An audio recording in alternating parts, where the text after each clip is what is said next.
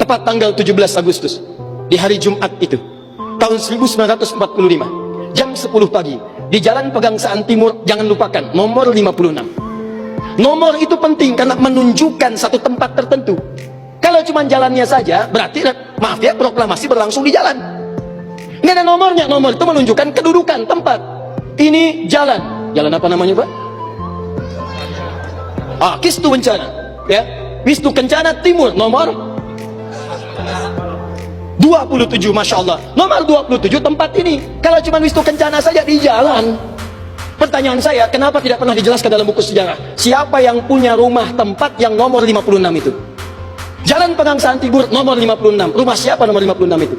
Ternyata itu rumah seorang pengusaha Muslim keturunan Yaman yang sangat cinta dengan negara kesatuan Republik Indonesia ini. Beliau mewakafkan rumahnya untuk kemerdekaan bangsa Indonesia. Namanya Syekh Faraj bin Marta. Mewakafkan rumahnya untuk proklamasi kemerdekaan Republik Indonesia. Insinyur Soekarno datang ke situ dalam keadaan masih lemas. Ada kemudian penyakit dalam tubuhnya, maka diberikan oleh beliau madu Yaman di malam harinya. Siang-siangnya sudah fresh, dalam keadaan yang baik, maka digelorakanlah kemudian. Di sampingnya ada Bung Hatta, proklamasi sampai dengan ujungnya. Teman-teman, proklamasi 17 Agustus tahun 1945 itu memiliki saham yang kuat dari pertemuan-pertemuan dan perjuangan para ulama.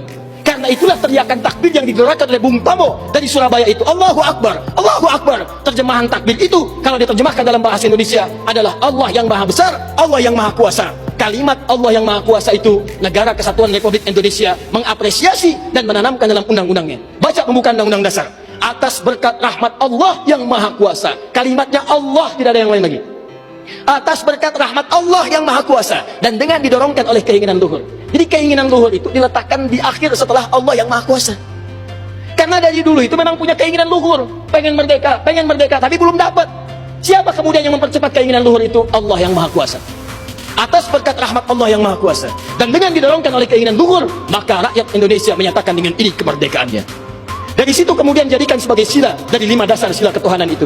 Ketuhanan yang Maha Esa, sila yang pertama. Siapa ketuhanan yang Maha Esa itu? Dalam pengertian kita, Esa artinya Ahad. Kul huwallahu ahad. Ditafsirkan kemudian dengan perlindungan dari negara, pasal 29 ayat 1 untuk dasar negaranya. Negara berdasar atas ketuhanan yang Maha Esa. Karena itu kalau di bumi Indonesia ini ada orang-orang yang anti Tuhan, ada orang-orang yang menolak ketuhanan, sesungguhnya dia sedang melanggar undang-undang. Dan pasal 29 ayat 2-nya, negara menjamin kita untuk menerapkan nilai-nilai ketuhanan dalam bentuk ibadah. Perhatikan bacaannya. Negara menjamin kemerdekaan tiap-tiap penduduk untuk memeluk agamanya masing-masing dan beribadah menurut agama dan kepercayaannya itu. Bagi kita, pengajian adalah ibadah, sholat adalah ibadah, zakat adalah ibadah, taklim seperti ini adalah ibadah. Jadi taklim pun dilindungi oleh undang-undang, taklim pun didukung oleh negara, dan kalimat takbir pun itu adalah kalimat takbir yang tertulis dalam undang-undang dasar kita.